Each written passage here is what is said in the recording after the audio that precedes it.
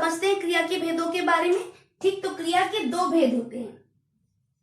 मैंने यहां लिखा क्रिया, ठीक, और इसके दो भेद होते हैं। कौन कौन से? पहला अकर्मक क्रिया, अकर्मक, और दूसरा होता है सकर्मक क्रिया, सकर्मक। ठीक, अब इसी क्रम में इसको समझते चलते सबसे पहले आते हैं अकर्मक पे। थोड़ा नाम से भी समझ में आ रहा हो, अ मतलब के बिना, कर्म यानी कर्म के बिना। ये जो वाक्य होते हैं इसमें कर्म नहीं था, कर्म के बिना। ओके, स मतलब साथ में, कर्म के साथ में, और ये कर्म के साथ होती है। ठीक, अकर्मक क्रियाओं में कर्म नहीं होता, ये क्रियाएं कर्म रहित होती हैं, और सकर्मक क्रियाओं में कर्म होता है, वो कर्म के साथ होती है। जैसे फॉर एन एग्जाम्पल, नीता लिखती है, नीता लिखती है। नीता कर्ता हो गई, लिखने की क्रिया हो गई, इसके अलावा वाक्य में कुछ और है? नहीं है, है ना? तो ये कैसी अकर्मक क्रिया है। अब इसी वाक्य को देखते हैं आगे कि नीता पत्र लिखती है, नीता पत्र लिखती है। अब नीता कर्ता हो गई, काम को करने वाली, लिखने की क्रिया कर रही है, और क्या लिख रही है? लिखने का प्रभाव किस पे आ रहा है? पत्र पे। तो पत्र क्या हो गया? कर्म हो गया। तो ये कौन सी क्रिया हो गई? सकर्मक क्रिया।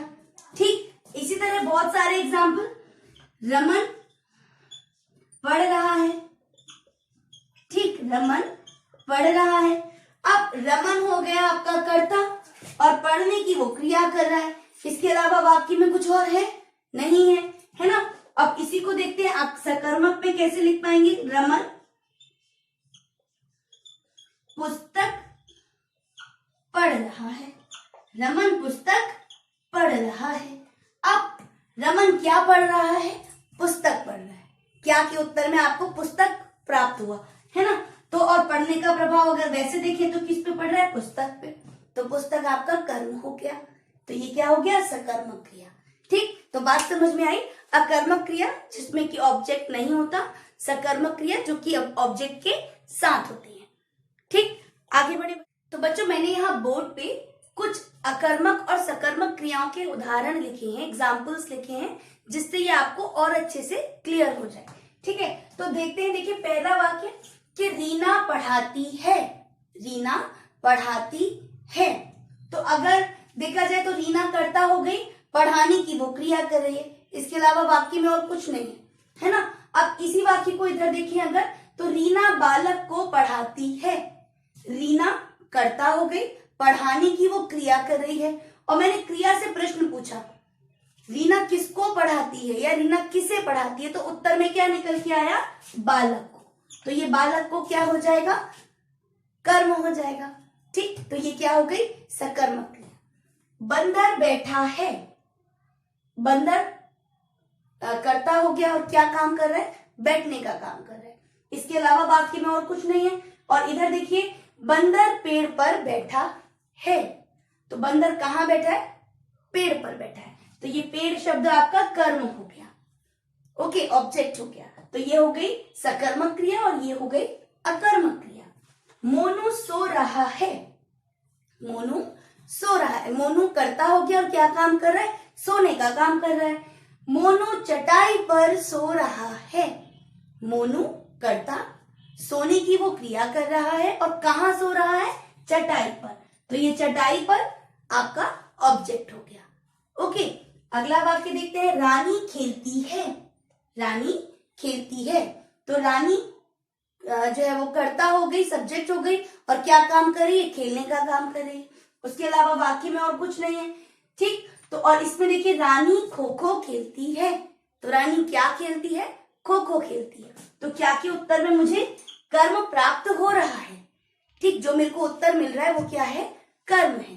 ठीक, तो ये सारी ही क्रियाएं जो इस तरफ लिखी हैं ये हो गई आपकी सकर्मक क्रियाएं। ठीक, सकर्मक, और ये सारी ही क्रियाएं जिनमें की कोई कर्म नहीं है ये क्या हो गई? हमारी अकर्मक क्रियाएं।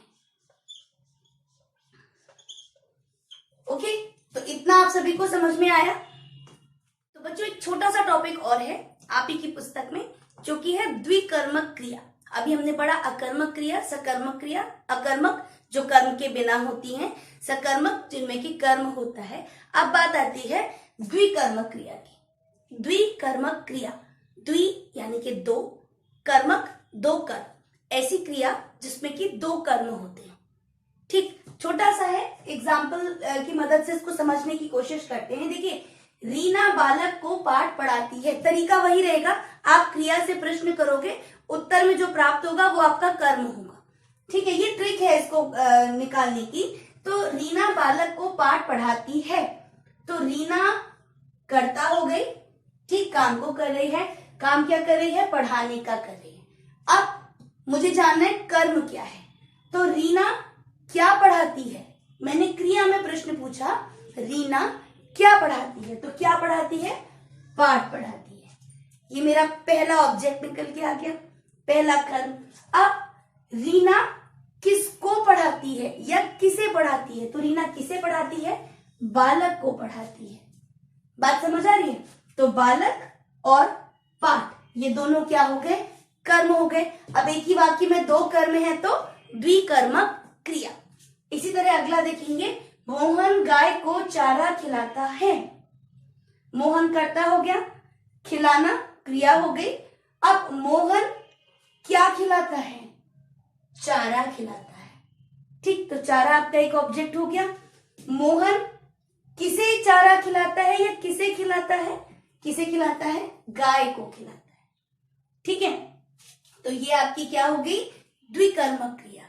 अगला देखते हैं, हमने बच्चों को पुस्तकें वितरित करी। हमने क्या किया, बच्चों को पुस्तकें वितरित करी। तो हमने मतलब हम कर्ता हो गए, क्रिया को करने वाले, वितरित करना बांटना है ना, तो वो क्या हो गई, क्रिया हो गई। अब हमने किसे पुस्तकें वितरित करी, बच्चों को। हमने क्या वितरित किया, पुस्तकें। ओके, बात समझ आ रही है, दो कर्म निकल के आ रहे है ना। अगला देखेंगे, छात्र ने अध्यापिका को कॉपी दिखाई। तो छात्र कर्ता हो गया, दिखाना क्रिया हो गया। ठीक, अब मैं क्रिया में प्रश्न पूछूंगी, छात्र ने किसे कॉपी दिखाई, तो किसे दिखाई, अध्यापिका को। ओके, और छात्र ने क्या दिखाया, कॉपी। ओके, तो ऐसी क्रियाएं जिनमें दो कर्म पाए जाते हैं उन्हें हम कहते हैं द्विकर्मक क्रिया। ओके, तो बच्चों कई लोग ऐसा भी मानते हैं जहां पर द्विकर्मक क्रिया होती है वहां पर एक जो कर्म होगा, ठीक, एक ऑब्जेक्ट जो होगा वो सजीव होगा और एक ऑब्जेक्ट जो होगा वो निर्जीव होगा, यानी एक लिविंग में आएगा, एक नॉन लिविंग में आएगा। लेकिन ऐसा हर बार नहीं होता। अब जैसे मैं इन वाक्यों को देखूं तो इसमें तो ऐसा हो रहा है। देखिए, बालक सजीव हो गए, पाठ निर्जीव हो गया, गाय सजीव हो गई, चारा निर्जीव हो गया, बच्चे सजीव हो गए, पुस्तकें निर्जीव हो गई, अध्यापिका सजीव हो गई और कॉपी निर्जीव। लेकिन देखिए बच्चों, अपवाद हर जगह होते हैं, ऐसा जरूरी नहीं है। ठीक है, तो आप सिर्फ इतनी सी बात हमेशा अपने दिमाग में रखेंगे, क्या, कि जब आप क्रिया से प्रश्न पूछेंगे, क्रिया से प्रश्न पूछेंगे, जो उत्तर निकल के आएगा वो आपका कर्म होगा। प्रश्न क्या होंगे क्रिया से, जैसे क्या, कहाँ, किसे, किसको, इस तरीके के प्रश्न।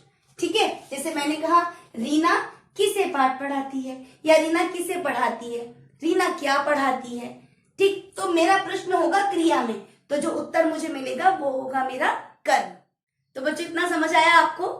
Very good. ठीक, तो अभी भी अगर कोई ऐसी चीज है जो आपको नहीं समझ में आ रही है, जिसको लेके कुछ डाउट है, तो प्लीज मुझसे पूछिएगा जरूर। ठीक है, मैं पूरी कोशिश करूंगी आपके डाउट्स को क्लियर करने की। और इसके अलावा हमने आज की कक्षा में क्या क्या सीखा? सबसे पहला क्रिया, क्रिया यानी कि जिन शब्दों से हमें किसी काम के करने या उसके होने का पता चलता है उसे हम क्रिया कहते हैं। दूसरा हमने जाना धातु, यानी क्रिया का जो मूल शब्द होता है, मूल रूप होता है, उसे हम कहते हैं धातु।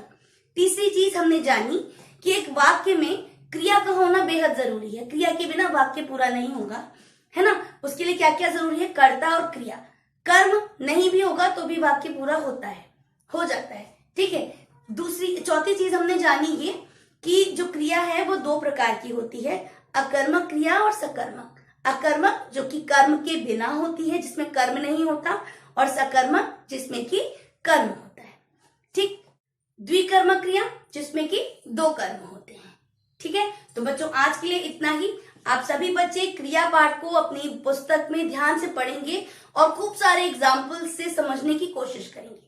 ठीक है, तो बच्चों अपना ध्यान रखिएगा और मन लगाकर पढ़ाई कीजिएगा। ठीक है, bye everyone, take care, have a nice day.